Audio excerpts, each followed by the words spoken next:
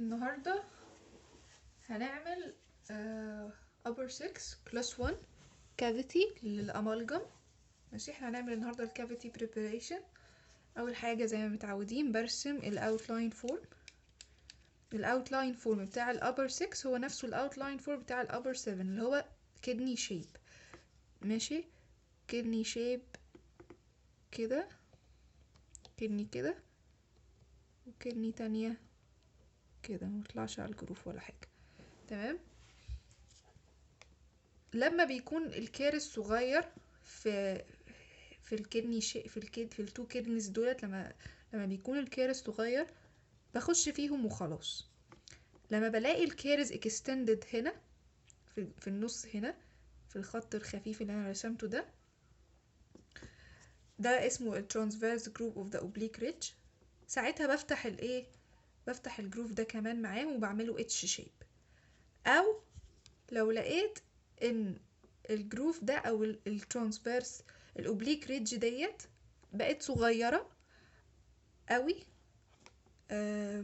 هنا بقت اقل من 1.5، في بق البيشنت بقت نص او اقل، ساعتها بفتح. يبقى امتى بعمل؟ يبقى انا الطبيعي ان انا بعملهم 2 كيدنيز كده، يعني كل واحدة مديه ظهرها للتانية. امتى بفتح؟ بعمله اتش شيب وبفتح اللي في النص. هنا بفتح الجروف ده اللي في النص، الترانسفيرس جروف اوف ذا اوبليك ريدج، في حالتين. الحالة الاولانية لو لقيت فيه كارث، وطبعا ده في بق البيشنت مش هنا. الحالة التانية لو لقيت ان الاوبليك ريدج ده الثيكنس بتاعها او الثيكنس بتاعها بقى اقل من نص ملي في بق البيشنت، لكن على السنان الاكريل هنا اقل من 1.5. اكيد هتبقى اقل من 1.5 في الابر 7، فدايما تلاقيني بعمل الابر 7 ايه؟ اتش شيب. ماشي، هنا في السنان الاكريل يعني تلاقيني بعمله اتش شيب. تمام. هنا تلاقيني لا بعمله 2 كيدنيز، فاحنا هنتجاهل ان انا عامله الجروف ده، ان انا ملونه الجروف ده. حاول امسحه، هو مش هيتمسح عشان استيكه صغيره، بس هنتجاهل ان انا عامله رسمت دي، انا كنت برسمها عشان اشرح لكم بس. ماشي، يبقى احنا هنعمل الابر 6 2 كيدنيز كده، ولو وسع الكافيتي منك خلاص افتحهم على بعض واعملوا اتش شيب زي ما احنا متعودين. احنا هنعمل كدني كل كدني لوحدها. بنبدأ بايه؟ اول حاجة بنبدأ بالراوندد بير. راوندد بير سايز 1 اهي، مش عارفة باينة ولا اهي. ماشي، زي ما متعودين بجيب الراوندد بير وبنزل لغاية ما الراوندد بير تختص، الكورة تختص وما بقاش شايفاها. هنعمل كده برضو، هعمله كده عشان تشوفوا. هنزل كده لغاية ما غطست وما بقتش شايفاها. هنزل برضو في الكدني الصغيرة لغاية ما غطست الراوندد بير دي، غطست وما بقتش شايفاها. لو جينا كده هنلاقي انها غطست. نشيل الاكريل ده، ما بقتش شايفاها. هنا برضو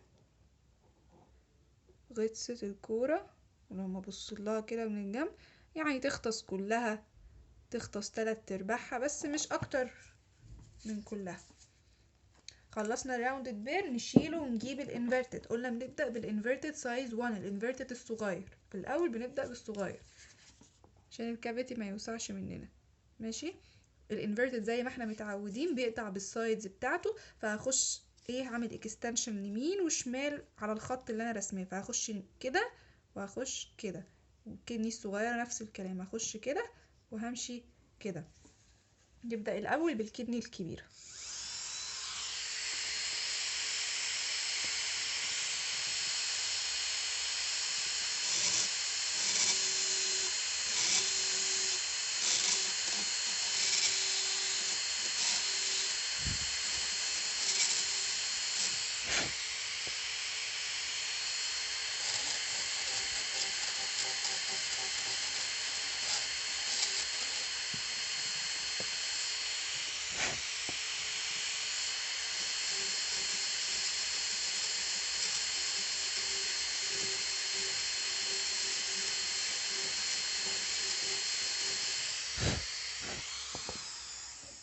ماشي، انا دخلت اهو يمين وشمال كده وكده، تمام.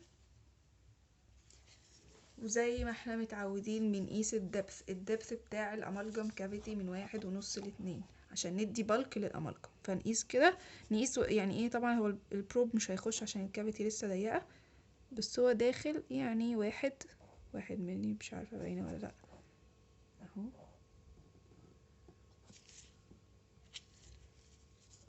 كده، تمام. فالكافيتي محتاج يوسع، طبعا احنا عارفين احنا بنوسعه بالايه، بالفاشر بير. فهجيب دلوقتي الفاشر بير وايه، وهعمل بيه الوولز دايركشنز. لما اجي اعمل الوولز دايركشن هلاقي الكافيتي وسع مني، الويدث وسع. عارفين الدبس من 1.5 ل2، والويدث من ربع لتلت الانتر كاسبال ديستانس، وقلنا قبل كده ازاي بنقيسها.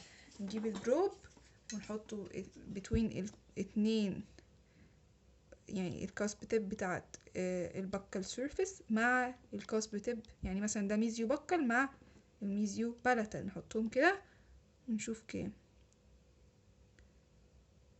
8 اشوف ربعها من ربع لتلت ال8 بقى، ده الوقت بتاعي.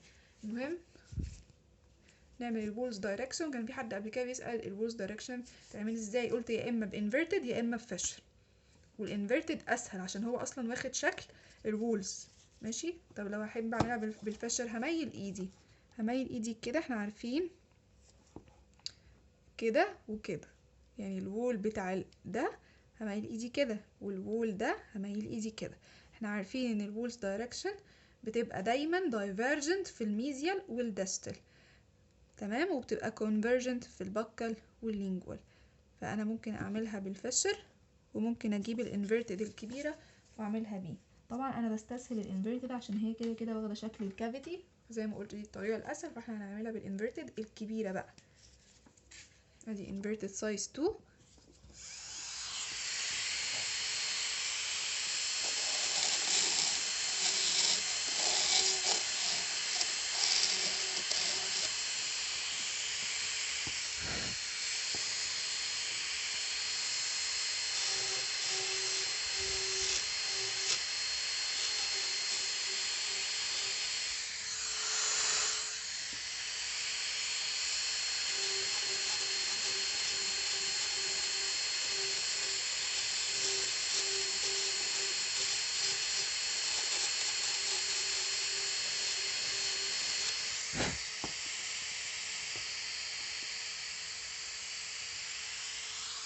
تمام، انا هقيس الدبث هشوفه وصل 1.5 ولا لسه. طبعا الكافيتي وسع فهعرف اقيس من عند المارجنال ريج. من عند المارجنال ريج نقدر نشوف كده، نعمل الفوكس بس انه الدبث، بصوا كام، مش باين عندكم، بس هو 1، تمام اهو 1، تمام. انا كده تمام. هخلي الوول بقى اللي هو الميزيال وول ده عايز اعمله دايفرجنت، هعمله بالايه، بالفشر. الفشر بير سايز 1.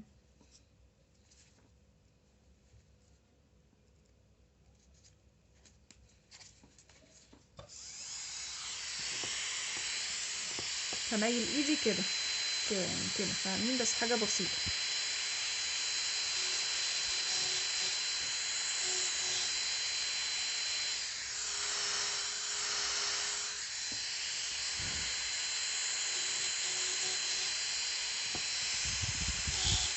وانا عايزه الجروب ده يبقى خط مش باين صح كده، ده يبقى خط مستقيم.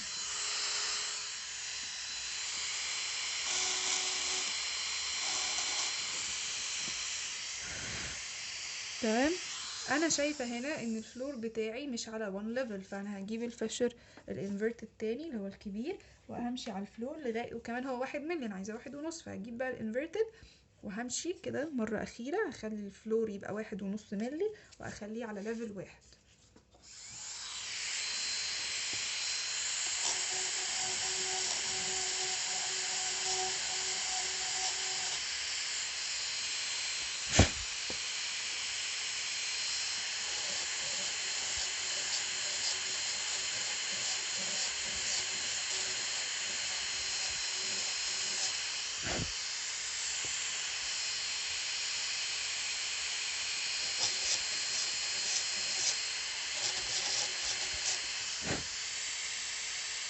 انا كده خلصت اول كدني. نقيس بقى اخيرا عشان نشوف انا عامله صح ولا غلط. ادي هنا 1.5، وادي هنا برضو تقريبا 1.5، نفس المقاس تقريبا. نعمل فوكس بس. هو 1.5 وشوية، وهنا برضو 1.5 وشوية، مش واصلة ل2، بس هي اكتر من 1.5. تمام كده انا قايسه صح. المفروض ان انا بجيب كوندنسر صغير وبدخل بيه وبتاكد ان هو داخل. انا مش معايا كوندنسر دلوقتي، بس هو تقريبا الكوندنسر نفس الكوندنسر الصغير اللي معايا، نفس الثيكنس، نفس الدايمتر بتاع البروب دوت، فالبروب داخل او فكده ايه تمام. خلصنا الكدني الاولى، هخش على الكدني التانية. الكدني الاولى فيها حاجه مش عايزه تتظبط. ايه هي؟ الوول دايركشن ده باظ مني، اللي هو بتاع الميزيال تراينجل فصة باظت مني. وانا لما جيت اعمل فينيشنج في الاخر بالانفيرتد باظت مني، فهعملها تاني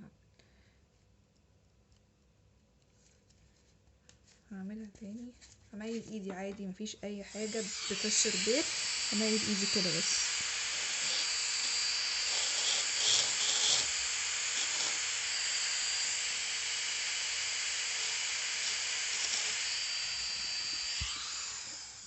طيب ايه الاخطاء اللي بتحصل؟ انا لسه هعمل الكدني الصغيره، بس احنا كده خلصنا نص السنه. ايه الاخطاء اللي بتحصل هنا في الكدني دي، في الابر 6 يعني او الابر 7؟ ان في ناس بتيجي تاكل من القصب ده والقصب ده. انا ماشيه على الجروف، مش بقعد اكل من القصبات. لما اجي اكل اجي على حاجه، اجي على الريدج ماشي، لكن ما اجيش على القصبات. انا ما باكلش قصبات، انا ما باجيش جنب القصبات، انا بشيل الجروف. هو ده الغلط اللي بيحصل دايما هنا. يعني خلصنا كده الكدني الاولى، هخش بقى على الكدني التانية. شايفين شكلها عامل ازاي؟ مش عايزه اقربها عشان الفوكس ما يبصش. حاول مش عارفه كده باينه احسن، لا كده احسن. ماشي.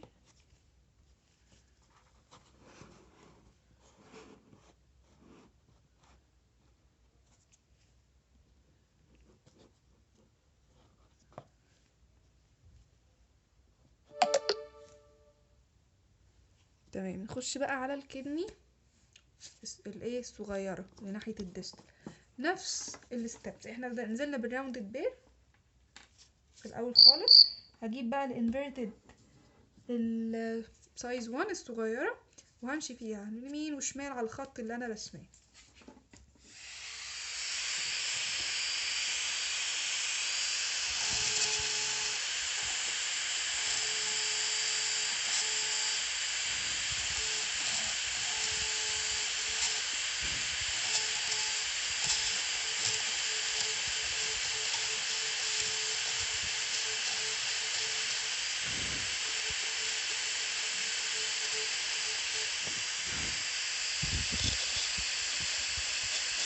اهو خلصت، بقت لي كدني صغيره، بس لسه ما خلصتش. شكلها مش كدني اصلا، شكلها سي شيب كده، شكلها حرف السي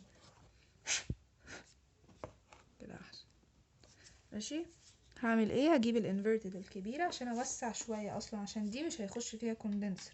الكوندنسر دوت انسترومنت، بجيب الامالجم واعمل كوندنسيشن للامالجم بحاجه اسمها الكوندنسر. فلازم الكوندنسر يخش في الكافيتي، دي مش هيخش فيها كوندنسر، فانا همشي بانفيرتد سايز 2. ولا بمشي زي ما قلت انا الكدني الصغيره دي الصعب فيها ان هنا عندي ديستو بلاتال كاسب صغير، بخاف ان انا اكل منه. لا انا هاجي على الاوبليك ريدج، همشي وهاجي على الاوبليك ريدج، ما اجيش على الكاسب، ما طيرش الكاسب.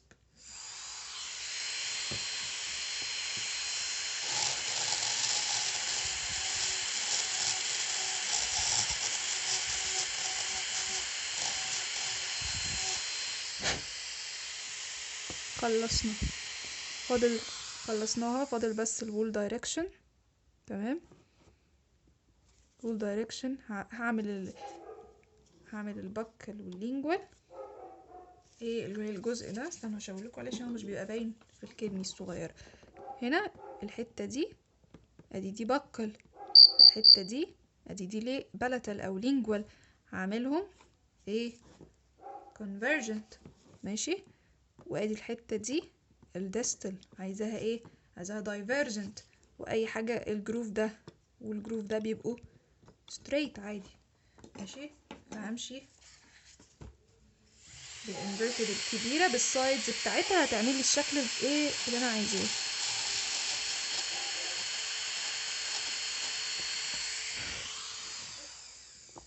اهي. حد شايف الفلور؟ انا مش شايفه الفلور، مش شايفه يعني الاوتلاين بتاع الفلور من ناحيه البكل والبلد.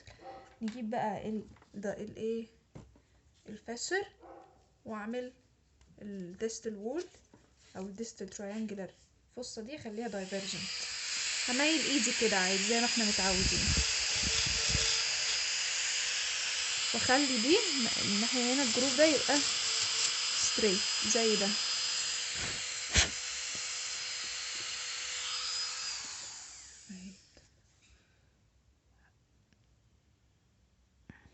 حد شايف حاجه كده باينه احسن؟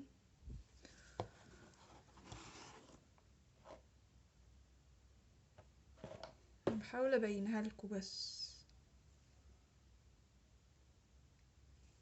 تمام، ارفعها تاني عشان اشوف انا.